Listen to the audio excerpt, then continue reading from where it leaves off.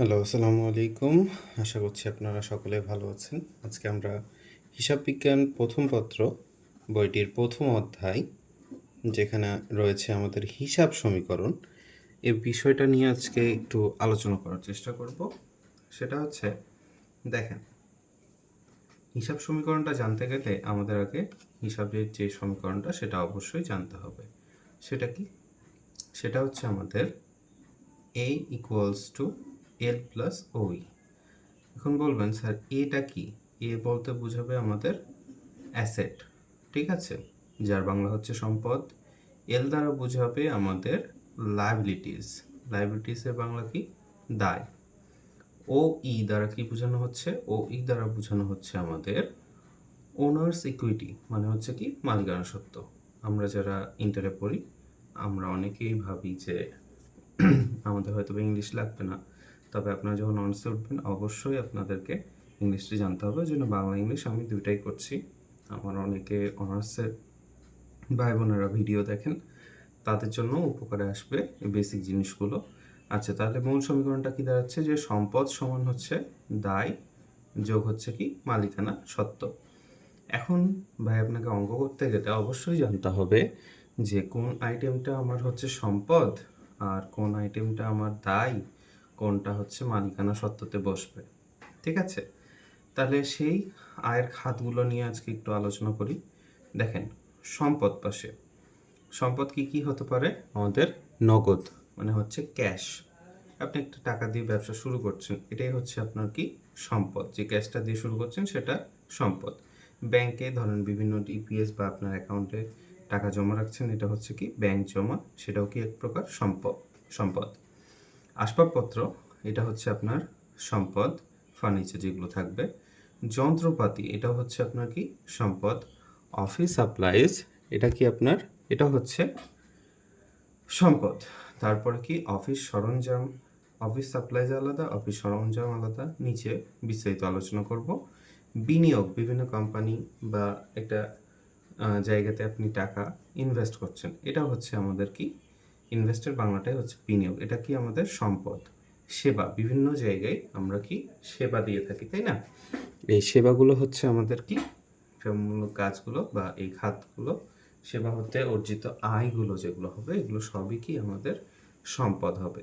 আচ্ছা, তারপরে কি অগ্রিম খরচ, যেসব খরচ আমরা আগে থেকে কি করে থাকি, খরচ করার আগে পে করে থাকি, সেটাই হচ্ছে আমাদের কি অগ্রিম খরচ। সম্পদগুলো আশা করছি আপনারা বুঝতে পেরেছেন।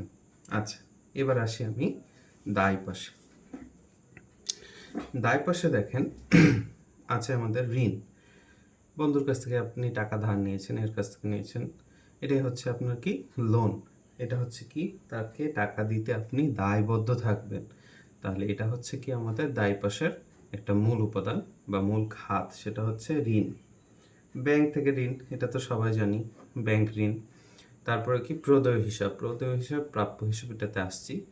তার আগে বলে ফেলি, সেটা হচ্ছে বকেয়া খরচ। কিছু খরচ, যেমন আমি অগ্রিম খরচের কথা বললাম, খরচ করার আগে আপনি কি করে ফেলেছেন? পেমেন্ট করে ফেলেছেন। আর বকেয়া খরচের ক্ষেত্রে কি করছেন? খরচ করেছেন কিন্তু পে করা হয়নি, এগুলো কি আপনার দায়বদ্ধ থাকবেন। তাহলে এটা কি আসছে? দায় পাশের অংশ আসছে। ব্যাংক অতিরিক্ত, ব্যাংকে যেসব টাকা রেখেছেন তার থেকে বেশি খরচ করে ফেলেছেন, জমার অতিরিক্ত হয়ে গেছে, তাই এটা কি আপনার দায়, ব্যাংকের কাছে আপনি দায়বদ্ধ। আচ্ছা, এখন আমরা কি দেখছি? মালিকানা সত্ত্ব, তাই না? মালিকানা সত্ত্বতে আপনাকে জানতে হবে একটা সূত্র, সেটা হচ্ছে মূলধন প্লাস হচ্ছে আয়, সেখান থেকে মাইনাস হবে ব্যয়, সেখান থেকে মাইনাস হবে উত্তোলন, ঠিক আছে? মূলধনটা কি? বিভিন্ন কোম্পানি স্টার্ট করার জন্য, ব্যবসা শুরু করার জন্য আমরা যেই ক্যাশ ক্যাপিটাল বলছি না, এই ক্যাপিটালটাই হচ্ছে আমার কি মূলধন। আচ্ছা, আয় কি? ইনকাম, যেটা আমরা ব্যবসা করে টাকা উপার্জন করছি, লাভ করছি, সেটাই হচ্ছে আমাদের আয়, তাই না? এটা হবে কি মূলধনের সাথে যোগ। আর ব্যয়টা কি হবে? ব্যয়টা দেখেন, খরচ যেগুলো, খরচের বাংলাটাই হচ্ছে ব্যয়।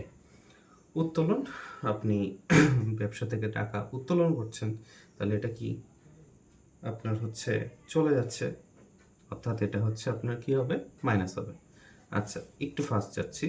ভিডিওটা আমি লং করতে যাচ্ছি না। ব্যয় বা খরচ। এখন এই ব্যয় বা খরচের বিষয়টাতে আমরা দেখতে পাচ্ছি বেতন রয়েছে। আপনার কোম্পানির অনেকগুলো এমপ্লয়ি আছে। আপনি তাদেরকে বেতন দিচ্ছেন। তাহলে এটা কি হচ্ছে? আপনার খরচ হচ্ছে। ভাড়া দিচ্ছেন, রিক্সা ভাড়া, অটো ভাড়া, অফিস রেন্ট, হ্যাঁ? অফিসের ভাড়া, বিল্ডিং ভাড়া, সব ধরনের ভাড়াই হচ্ছে গিয়ে আমার খরচ। মণিহারিটাও খরচ। মণিহারিতে ডিটেলস পরে আলোচনা করছি। বিজ্ঞাপন বিভিন্ন জায়গায় অ্যাড করছেন আপনি, হ্যাঁ? আপনি হচ্ছে বিজ্ঞাপন দিচ্ছেন। মণিহারিটা হলে আমরা ক্লিয়ার হচ্ছি। এই সব খরচের বা এই সব আইটেম দিয়ে যে খরচগুলো হচ্ছে সেগুলো হচ্ছে আমাদের মণিহারি খরচ, হ্যাঁ?